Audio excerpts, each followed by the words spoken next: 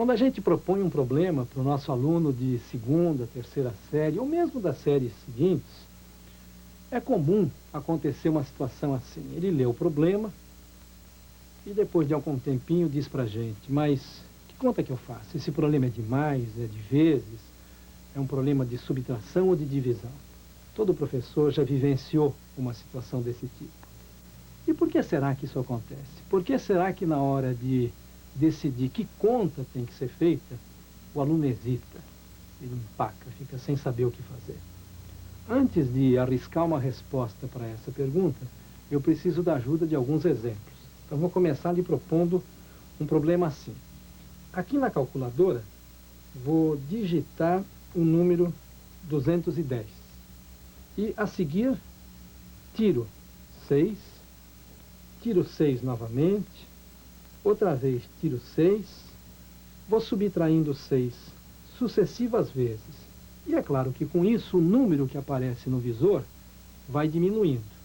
A pergunta é essa: quantos 6 devo tirar do 210 até que no visor da calculadora apareça o número 0?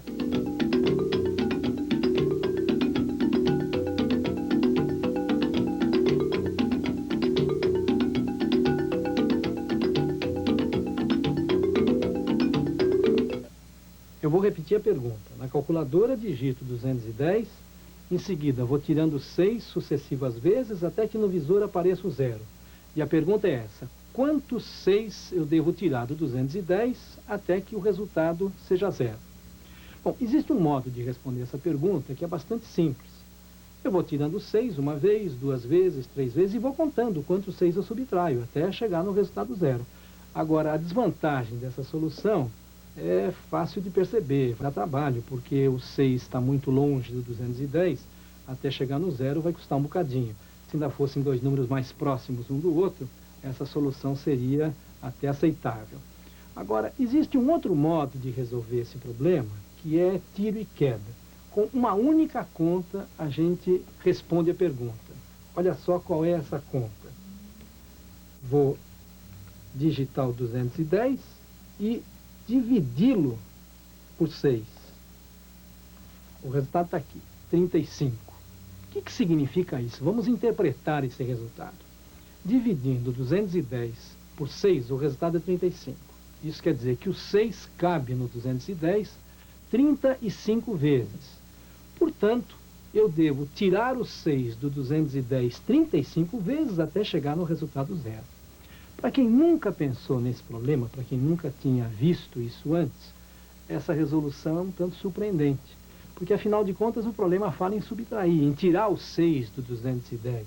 E ele acabou sendo resolvido de maneira mais rápida através de uma divisão. Essa situação mostra uma relação, uma ligação entre a subtração e a divisão. Só que pouca gente percebe essa relação. Poucas pessoas se dão conta dessa relação entre as duas operações. Agora, um outro problema. Esta fita é muito comprida. Ela está dividida em partes e cada parte é pintada de uma cor. A primeira parte é roxa, a seguinte é azul, verde, amarela, laranja, vermelha e olha agora, novamente, roxo, azul, verde, amarelo, laranja, vermelho, e essa sequência se repete, roxo, azul, verde, amarelo, laranja, vermelho, sempre assim, sempre nesse ritmo. A fita é comprida, ela tem 1000 partes, e a pergunta que eu lhe faço é a seguinte: qual é a cor da última parte?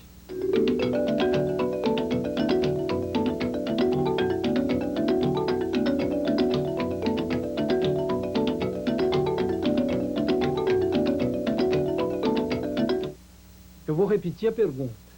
Essa fita muito comprida está dividida em 1000 partes e cada parte tem uma cor. A primeira está pintada de roxo, a segunda é azul, verde, amarelo, laranja, vermelho. E aí essa mesma sequência se repete de novo e assim até o final da fita. E a pergunta é essa: qual é a cor da última parte, da milésima parte? Bom, existe um modo de responder essa pergunta que é assim. Vamos supor que a gente numerasse cada uma dessas partes. Então, a primeira é número 1, 2, 3, 4, assim por diante. Então, a parte número 6 é vermelha. E como essa sequência de cores se repete sempre nessa mesma ordem, 6 partes adiante, ou seja, na número 12, novamente nós temos a cor vermelha. Mais 6, 18, outra parte vermelha, mais 6, 24, mais 6, 30, e assim por diante, somando 6 sempre, a gente acaba chegando lá perto do 1000. Agora, esta solução é um bocado trabalhosa, vai dar trabalho obter a resposta dessa maneira. Tem um outro modo de responder esse problema, de chegar a essa resposta, que é tiro e queda. Com uma única conta, a gente liquida o problema. E a conta é a seguinte: a fita tem 1000 partes. Cada grupo de cores é formado por 6 partes da fita. Eu divido 1000 por 6.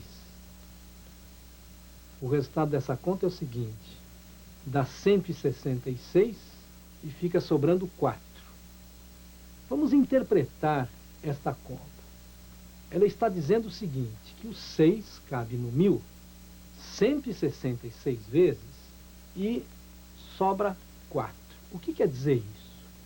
Isso quer dizer que este grupo de 6 cores se repete aqui dentro desta fita 166 vezes e lá no finalzinho sobram 4 partes.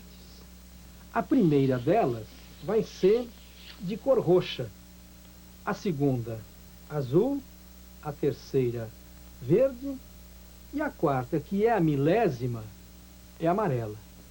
Está aí a resposta do problema. A cor da milésima parte é amarela. Essa maneira de resolver o problema é um pouco surpreendente. Quem nunca viu isso antes, naturalmente se sente surpreso com essa resposta. Assim de cara a gente não percebe que um problema desses pode ser resolvido com uma subtração. A gente não nota a presença da divisão, quero dizer, num problema como esse. Esse também é um problema onde a gente de cara não percebe que operação tem que ser feita para resolver o problema.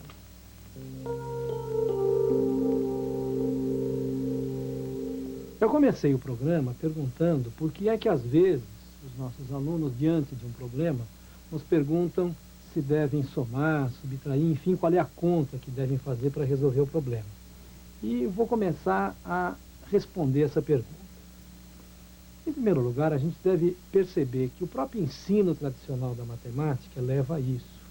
Às vezes, nós mesmos, quando damos aula, ensinamos os alunos a resolver problemas de adição, problemas de subtração e assim por diante. Os próprios livros destacam nos seus títulos problemas de tal operação, problemas de multiplicação, problemas de subtração e assim por diante.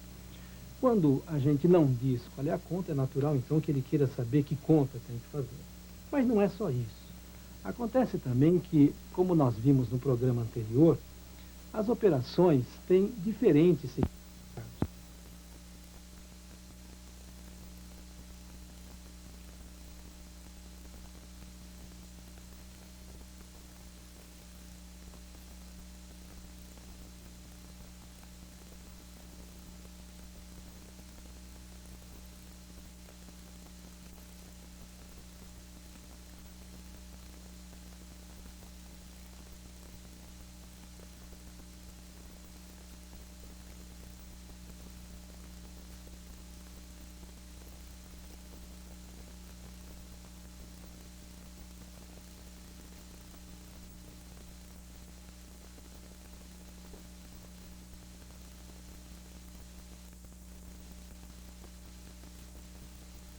Sim, são 6 lápis numa caixa, mais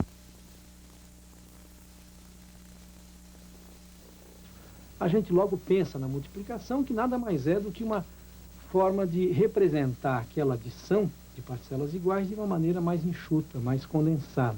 4 vezes 6 é mais simples do que o 6 mais 6 mais 6 mais 6. Agora, eu vou lhe apresentar um outro problema também relacionado com a multiplicação, que é o seguinte. Olha esse desenho aqui, ele representa o interior de uma sala que tem o chão revestido com ladrilhos de forma quadrada. E a gente quer saber quantos ladrilhos há no chão da sala. Quando essa pergunta é feita a uma criança de uns 7 anos, que está se alfabetizando na matemática, é comum ela proceder assim. Ela conta 1, 2, 3, 4, 5, até chegar no fim, para concluir quantos ladrilhos há no chão da sala. Esse é o recurso que ela dispõe. Agora, quando a gente conhece a multiplicação, o caminho é outro. Aqui no comprimento tem 1, 2, 3, 4, 5, 6, 7, 8 ladrilhos. E na largura são 1, 2, 3, 4, 5, 6. E 6 vezes 8 é 48. Através da multiplicação a gente resolve rapidamente o problema. Veja que nesse caso aqui, a multiplicação se relaciona com a forma como esses ladrilhos estão organizados no chão da sala. Eles não estão espalhados de qualquer jeito, eles estão organizados em fileiras. É o mesmo tipo de organização que a gente nota, por exemplo, nas janelas de um edifício, ou nos soldados de um batalhão, ou na própria maneira de arrumar as carteiras dentro da sala de aula. A gente chama isso de organização retangular. Então, esse exemplo mostra uma relação entre a multiplicação e a organização retangular das coisas. É um outro aspecto, é uma outra faceta da multiplicação.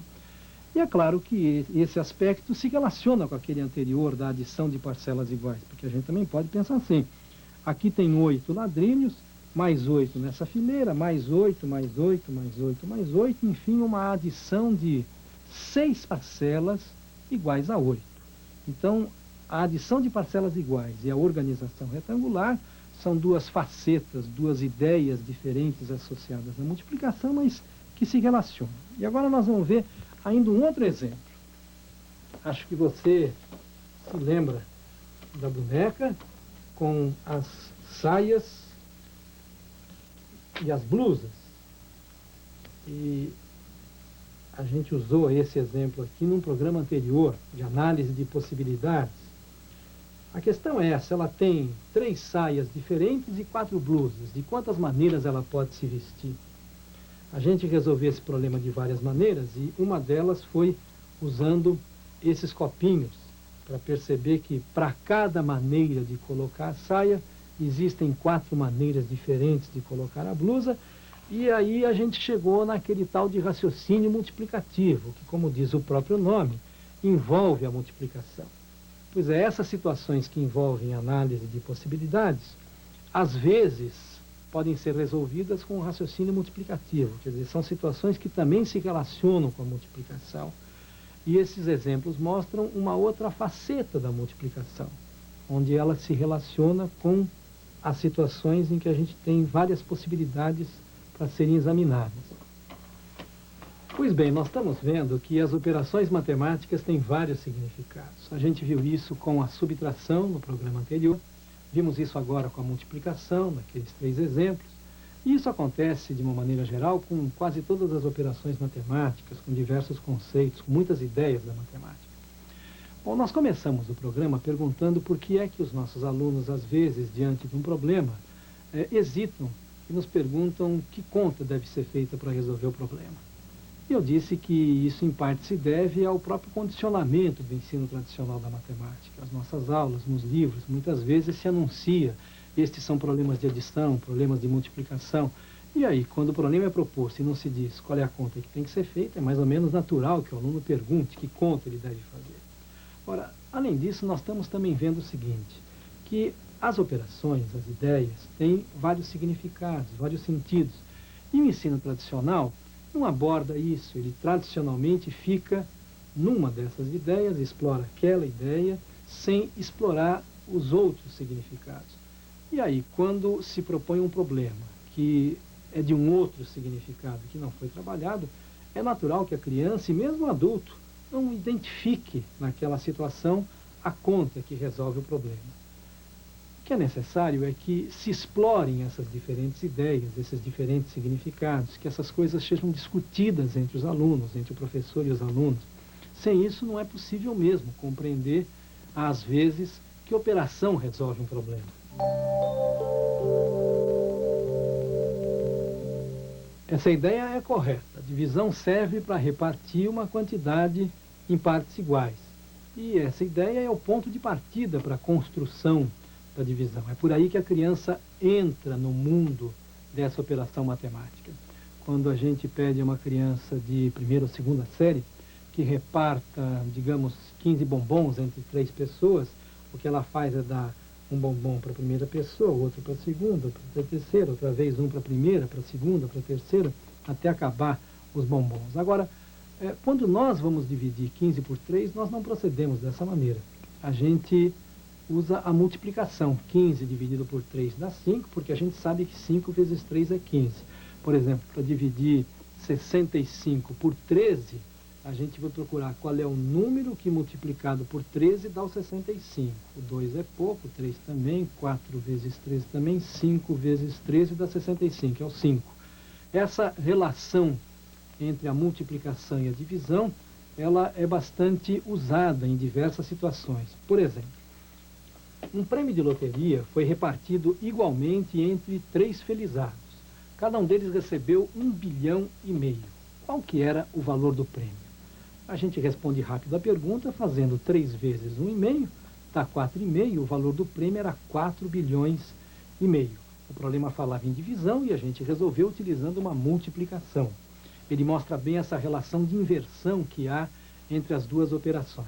Então veja só, a divisão serve para repartir uma quantidade em partes iguais, esse é um aspecto dela. E um outro aspecto de divisão é essa relação com a multiplicação, ela é a inversa da multiplicação.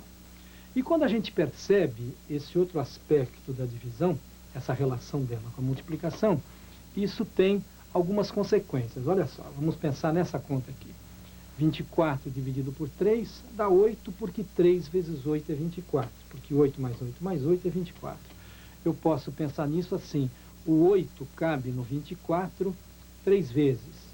Veja, essa faceta da divisão, o quanto cabe, é diferente do repartir. Uma coisa é eu repartir 24 entre 3 pessoas. Outra coisa é querer saber quantas vezes o 8 cabe no 24. Para a gente, esses dois significados já estão cruzados um no outro. Então fica difícil perceber essa diferença. Mas para a criança não. Ela não percebe que se trata da mesma operação. Perceber a divisão como o quanto cabe, quanto uma quantidade cabe em outra, tem uma série de consequências, como nesse exemplo que nós vamos ver agora. A classe tem 32 alunos e a professora quer formar grupos de 4 alunos. Quantos grupos ela poderá formar? Veja que nesse caso não se está repartindo nada. O problema é de formação de grupos. Nós queremos saber quantos grupos de 4 cabem no 32. Então veja, há pelo menos 3 ideias importantes relacionadas com a divisão. A primeira é que a divisão tem a ver com o repartir uma quantidade em partes iguais. A outra ideia é que a divisão é a inversa da multiplicação. E a terceira é que com a divisão se pode saber quantas vezes uma certa quantidade cabe em outra. Isso tem a ver com a formação de grupos, como nós vimos nesse último exemplo. No início do programa, eu propus o seguinte problema. Na calculadora, eu digito o 210, e aí subtraio 6 novamente, até que no visor apareça um zero. Nós resolvemos esse problema fazendo uma divisão. 210 dividido por 6. Veja que a ideia que está presente nesse problema é a do quanto cabe. Quantos 6 cabem no 210? A gente fez uma divisão e a situação não tem nada a ver com repartir, e sim com quantas vezes uma quantidade cabe em outra. Outro problema que a gente apresentou aqui hoje. A fita comprida tem 1000 partes. Essas partes são pintadas de uma determinada maneira, com regularidade, em grupos de 6 que vão se repetindo. E você se lembra que a gente resolveu esse problema também fazendo uma divisão. Nós dividimos o 1000 por 6, para saber quantos destes grupos cabem no 1000. Novamente, uma situação em que a divisão está presente, mas associada ao quanto cabe, não ao repartir. No programa anterior, nós falamos dos mistérios da subtração. E vimos que esses mistérios têm a ver, na verdade, com os diferentes sentidos, os diferentes significados dessa operação matemática. No programa de hoje, nós vimos que a multiplicação e a divisão também têm diferentes facetas, diferentes significados. Para nós, professores, essa compreensão mais ampla a respeito das operações matemáticas, onde a gente percebe os diferentes sentidos dessas operações, essa compreensão é fundamental. Com ela a gente pode compreender melhor como é que os alunos pensam, a gente pode entender melhor as dificuldades das crianças. A ausência dessa compreensão mais ampla pode ter consequências um pouco desastrosas. Às vezes, por não ter essa compreensão, a gente faz cobranças indevidas. Às vezes a gente julga errado o procedimento da criança, quando na verdade ele estava correto, só que ele é diferente daquele que a gente esperava.